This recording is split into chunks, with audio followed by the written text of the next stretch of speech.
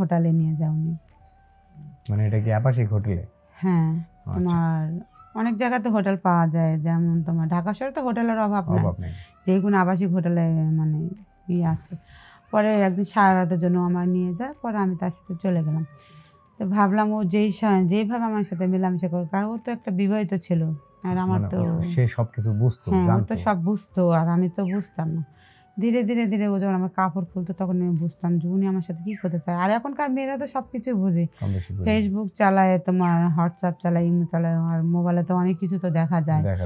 এইগুলো দেখে তো আমি তো বুঝতাম যে ও আমার কাছে কোনটা চাই, আর আমারও ভালো লাগতো যেহেতু সে আমারে ভালোবাসে। আর আপনার এই গার্মেন্টসের লাইনশিপ কি এটাই আপনার জীবনের সর্বপ্রথম নাকি? এটাই আমার জীবনে সর্বপ্রথম ছিল। মানে ওর জীবনে আমি কিরকম ছিলাম সেটা আমি জানি না, ওর জীবনে আমি প্রথম নাকি জানি, তো ও বিবাহিত ছিল এটা আমি জানতাম, কিন্তু আমার জীবনে সর্বপ্রথম ও একটা পুরুষ ছিল।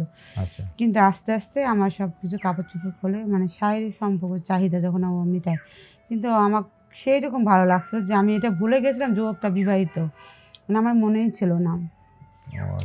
পরে আমরা সারা রাত ছিলাম ওই জায়গায়, 3-4 বার মানে শারীরিক সম্পর্ক চাহিদা মেটালাম, সকালবেলা চলে আসলাম।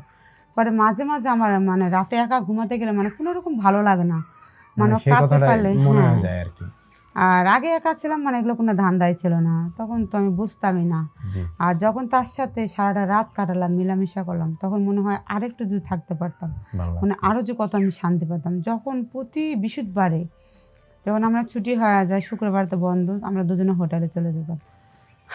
আসসালামু আলাইকুম, আমার নাম রিনা। তো আমার বাড়ি টাঙ্গাইল মধুপুরে বাড়ি।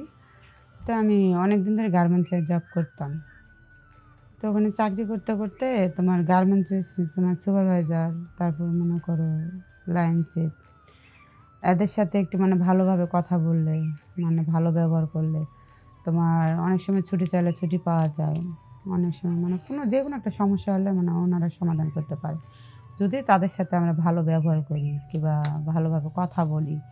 তাহলে কোনো গার্মেন্টস তো বোঝেন অনেক সময় বকাবাজি দেয়, এই করে সেই করে, আর তাদের সাথে মিলেমিশে থাকলে, ভালো ব্যবহার করলে আমরা তো আমি সেটা এটা ভাবে কথা বলতাম যে আমি যেরকম একটা গ্রামের শান্তশিষ্ট মানে অনেকটা ভালো একটা মেয়ে। কিন্তু অনেকে বলে, মানে গ্রামের লোকের থেকে আমি শুনছি যে গার্মেন্টসের মেয়েরা কিনা খারাপ। না, গার্মেন্টসের মেয়েরা কখনো খারাপ না, কিন্তু গার্মেন্টস থেকে যখন আমরা কাজে যাই, সকাল 8টায় ঢুকি, রাত 12টায় 10টায় 3টা পর্যন্ত কাজ করি, কিন্তু আমরা খারাপ কাজ করার সময় পাই কখন, কিংবা ঘোরাফেরার সময় পাই না। তো আমরা খারাপ হলাম কোত্থেকে? কিন্তু খারাপ ভালো মন্দটা নিজের কাছে, তাই না? কিন্তু আমি একটা লাইনে একটা হেল্পার ছিলাম, হেল্পার থেকে আমার মানে আমাকে তো সেইভাবে তাকাতো, আমি তো ভাবতাম যে আমাকে অনেক মানে ভালোবাসে, ছোটো বোনের মতো। আমাকে লাইন চিপ তাদের বলা হয়, কিন্তু সে তো কোনো জায়গায় তাকাতো এটা আমি জানতাম না। পরে আমি হেল্পার থেকে আমার অপারেটর বানাইলো, আর যখন একটু সমস্যার জন্য গেট পাস চাই আমরা দিয়ে দেয় লগে লগে, হয়তো একটু বাড়িতে যাই ছুটি চাই লগে লগে দিয়ে দেয়, মানে প্রচুর আমার মানে পছন্দ করতো। কিন্তু ওনার দেশে বউ বাচ্চা ছিল, আর আমি তো অবিবাহিত ছিলাম, মানে এই 18-19 বছর বয়স তখন আমার। তো আমার একদিন হঠাৎ করে বলে যে দেখো আমি তোমার সাথে একটু ঘুরতে যেতে চাই, হয়তো কোনো জায়গায় বেড়াতে চাই। তা আমি বললাম আপনি একটা লাইন চিপ, আর আমি আপনার সাথে একটু বাইরে ঘুরতে যাই, এটা একটা কেমন দেখা যায় না? তারপরে মনে করেন অনেক সময় কেউ দেখলো, পরে একটা লাইনে একটা মানে অনেক মানে কেলেঙ্কারি হতে পারে, ওটা কোনো ব্যাপার না, তুমি একদিন চলো আমার সাথে। পরে উনি আমার একদিন পার্কে নিয়ে যায় ঘুরতে। তো আমি সারাদিন তো বাসা থেকে ছুটি দিন, তার সাথে তো আপনার কোনো রিলেশন নাই না? না, মানে উনি বাসতো, হ্যাঁ উনি আমাকে প্রচুর ভালোবাসতো, কিন্তু আমি এটা বুঝতাম না। মানে আমি বুঝতে পারতাম না, আমি জানতাম একটা লাইনে ও একটা আমার ভালো বন্ধু, এটা ভাবতাম। তারপর আমি গেলাম, তা দেখে আস্তে আস্তে আমার শরীরে হাত দেয়, হাত দেয়, তখন মনে হচ্ছে শ্বশুরই ছিল। পরে আস্তে আস্তে আমি ভাবলাম যে ও কী চায় আমার কাছ থেকে, তখন তার আমি মানে মাঝে মাঝে বলতাম যে আপনি আমার সাথে এরকমটা করেন, কাকে আমি তোমার অনেক ভালোবাসি, ভালো লাগে বিধে এরকম করি, কিন্তু হ্যাঁ দেশে বউ বাচ্চা আছে, সমস্যা নেই, তোমার জায়গায় তুমি থাকবা, হ্যাঁ জায়গায় হ্যাঁ থাকবো, এটা বলে আমাকে অনেক কথা বলতো। আর মেয়ে মানুষ তো রসের কথা শুনলে তো পাগল হয়ে যায়, আর মন অন্যরকম গইলা যায়।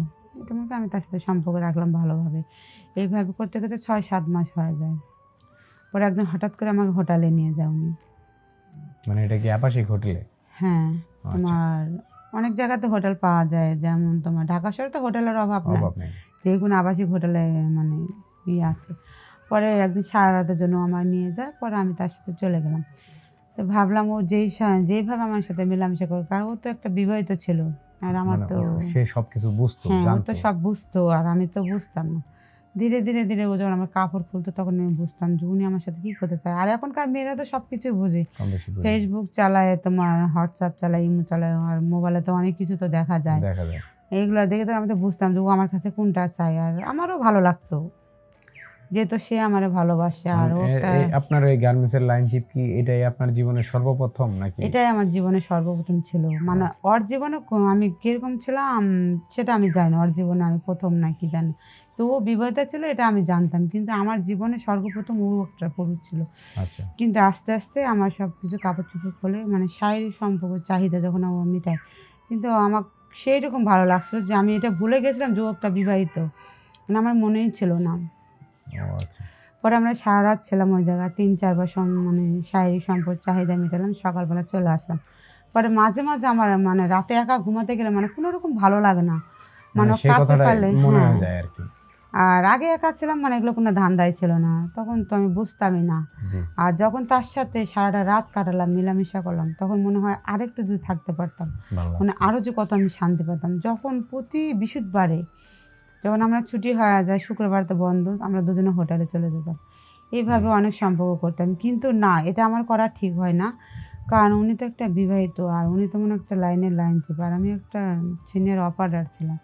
কিন্তু আমি এটা কীভাবে করতে পারি? হ্যাঁ, করতে পারতাম যদি উনি বিবাহিত না হতো, কিংবা আমার বিয়ে হয় না, ওর বিয়ে হয় না, হয়তো আমরা এটা সম্পর্ক করতেছি, কিংবা আমরা বিয়ে করব, এটা সিদ্ধান্ত নিতে পারতাম যে ও যে আমার কাছে আসবে। আমি এতই পাগল হয়েছি যে আমি তারে যে বলবো যে না, কারণ তুমি তো আমার বিয়ে কখনো করবে না, কারণ তুমি তো বউ বাচ্চা আছে, আর আমার তো বিয়ে হয় নাই। আমি কিভাবে করতে পারি যে আমি তারে যে বাধা দেবো, কিন্তু এটা আমার মাথার সেন্সে মানে ছিল না, মানে তার আমি কোনো রকম বাধা দিতেই পারি না। পরে পরে আমি এইভাবে তাকে থাকতাম, অনেক কয়বার হোটেলে গেছি, মানে হিসাব ছাড়া কতবার গেছি আমি নিজেই মনে করতে পারবো না। এইভাবে অনেক দিন গেছে, অনেক দিন।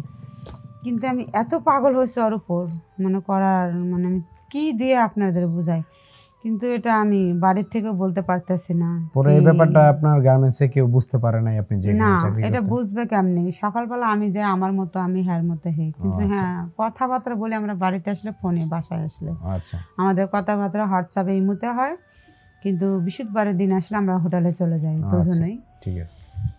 কিন্তু ও আমার কখনো বলে নাই যে ও আমার বিয়ে করবে, আমিও তারা বলি নাই। আচ্ছা। কারণ আমি হ্যাঁ সম্পর্ক রাখছি, শারীরিক সম্পর্ক চাহিদা মিটাইছি, সব কিছু করছি, কিন্তু এটাই তো আমার ভুল ছিল। কিন্তু এটা আমি ভুলে গেছিলাম তার বউ আছে, সংসার আছে, বাচ্চা আছে, সে কখনো বিয়ে করবে না। কিন্তু ও আমার কখনো বিয়ের আশা দেয় নাই, আমিও তারে কিছু বলি নাই। কিন্তু এইভাবে অনেক দিন থাকার পর আমি আস্তে আস্তে আস্তে আস্তে আস্তে আস্তে ধীরে ধীরে আমি বুঝতে পারি যে কাজটা যে আপনি ঠিক এটা করতেছেন। হ্যাঁ, এটা আমি ঠিক করতেছি না, অনেক বড় অন্যায় করতেছি। পরে আমি তারে বললাম যে শোনেন, আপনি যা করছেন করছেন, আমি এগুলো থেকে আলাদা থাকতে চাই, যেহেতু আপনি বিবাহিত, আমি চাই না একটা নারী হয়ে নারী সংসার নষ্ট করতে। যেহেতু আপনার বউ বাচ্চা আছে, যখন আপনি আমার মানে প্রতি পাগল হবেন অথবা বিয়ে করবেন, তখন কিন্তু ওই বউ বাচ্চা দিয়ে উনি খেয়াল রাখবে না, আর তখন এটা আমি আরও পাপ কাজ করতেছি না। যে যা হয়েছে আমাদের মধ্যে এই পর্যন্তই থাক।